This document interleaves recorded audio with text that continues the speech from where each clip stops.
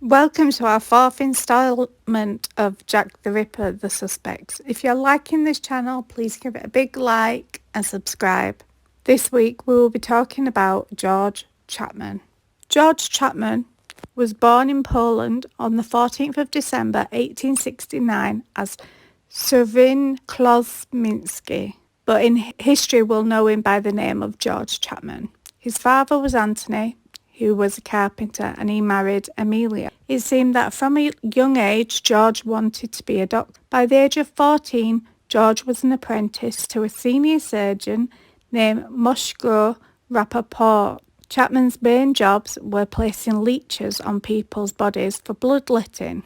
In October 1885, George Chapman enrolled on a course which studied practical surgery at Warsaw Praga Hospital. Chapman's course only lasted a few months and it finished in January 1886. George Chapman carried on working at the hospital until December of 1886. After this date he emigrated to England, where he settled down in London, where he found a job as a hairdresser's assistant for Abraham Radin, who lived at 70 West India Dock Road. Chapman continued to work there for approximately 5 months. After George Chapman stopped working for Abraham Radin, he opened his own barbershop at 216 Cable Street. He was still living at this address in 1889. In 1889, Chapman married a Polish girl named Lucy Badwinski. They quickly settled down to married life and his wife bore him 2 children. Unfortunately, their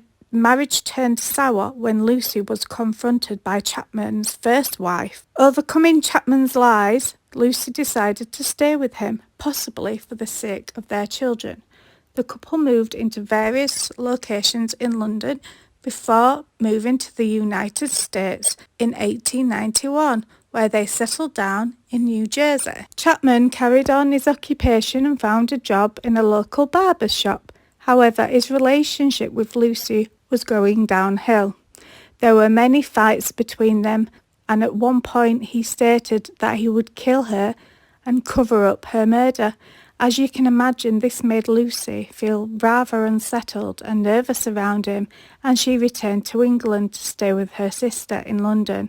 There, she gave birth to another one of his children. Eventually, Chapman too returned to London, where a short period they got back together until they broke their relationship off for good. Chapman found work in another barber shop, this time for a man named Mr. Haddon. While working there, he met a woman named Annie Chapman.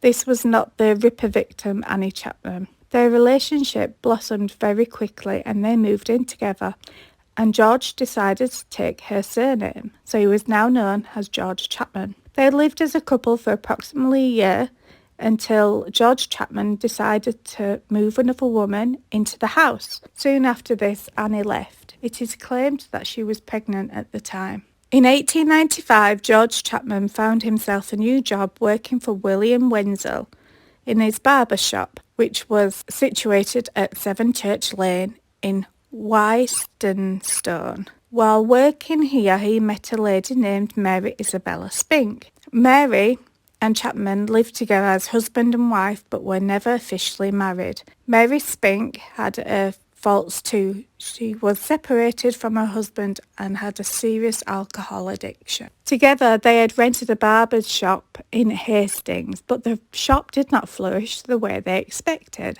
Chapman knew that Spink had received approximately £500 in an inheritance, but a bit of this was spent while she was still with her husband. So after moving shop again, the shop's popularity began to pick up and they began to get a regular income. However, it is claimed that Spink was often the subject of Chapman's beatings. Many neighbours heard or saw commotion, but no one thought it was their place to intervene. Spink, who was seen with several bruises and injuries to her body. The couple were still living as husband and wife, and knowing that Spink had a good amount of money, he decided to get rid of her once and for all.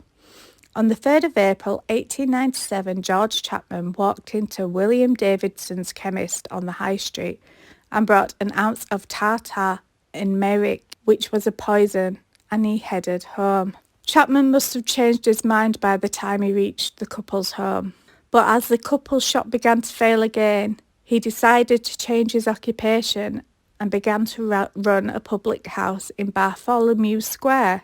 It would be at this location that he began his plan to poison Mary Isabella Spink, and she passed away. Not long after Spink's death, he hired Bessie Taylor to work in the pub. Again, the pair soon began a romantic relationship. However, like Mary Spink, he began to show his dark side. It became head-to-head with George Chapman and Bessie Taylor when it was claimed that he had threatened her with a gun. Not long after this, Bessie Taylor began to get ill with the same symptoms as Mary Spink had shown. Chapman knew if he did not move them to a new location, there would be a big possibility that someone would catch on to him. George Chapman and Bessie Taylor moved to Herefordshire, where he began to run the Grapes public house. By this point, Taylor was still unwell. The couple returned to London, where Chapman ran Monument Tavern. It is here that Bessie Taylor passed away in 1901. That same year, he took a lady on named Maud Marsh as a barmaid. Just like the other women, they began to live as a husband and wife until he killed her by poisoning her. However, it was possible that his second wife, Bessie Taylor's death, had been a coincidence, but a third was very unusual. After Maud Marsh's death, the police began to look into George Chapman more closely and had all of his wives exhumed, and poison was found in each one of their systems. George Chapman was convicted of murder on the 19th of March 1903 and was given the death penalty. Chapman was hung until dead at Wandsworth Prison on the 7th of April 1903. Why was he a Ripper suspect? Number 1. Frederick Aberline, who was a detective for Scotland Yard, claimed that Chapman was Jack the Ripper. Number 2. George Chapman was known to be a violent man and a killer of 3 wives. Number 3. He arrived in Whitechapel around the time of the first Ripper murder. Number 4. He was known to stay out until the very early hours of the morning, up to possibly 4:30 a.m, giving him plenty of time to do the killings and a cover-up. Why wasn't he Jack the Ripper? Number 1.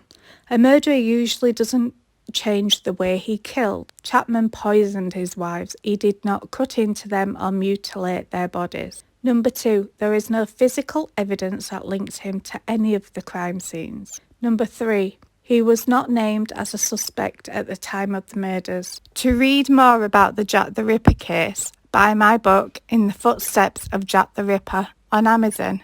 I'll put the link